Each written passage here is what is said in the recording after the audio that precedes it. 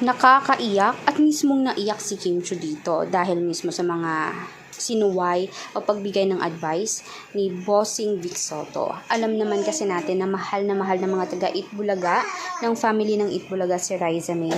At kahit papaano, ilang dekada, ilang years na ang lumipas, wala ni isa hindi nagkaroon ng issue si Raisa, pero si Kim meron.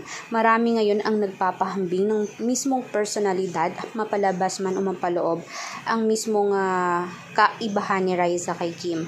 Ngayon si Kim nag-apologize nga. Pero sabi ng mga netizen napipilitan lang dahil nga mismo sa image niya na ayaw niyang masira dahil last time nung COVID ay talagang nasira na naman siya. Ngayon, meron na naman siya nasabing mali na pinuna ng lahat dahil nga naman mali naman talaga. Sana naman siya mismo ang nagsasabi talaga na dapat ipag-isipang mabuti ang mga salita bago pa man bitawan.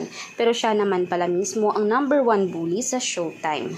Siguro nga ay naging hobby na nila ito at nakasanayan na niya kaya hindi niya napag-isipan ng noong araw na yon. Agree ba kayo dito na dapat ay public apology ang kailangan ni Raisa?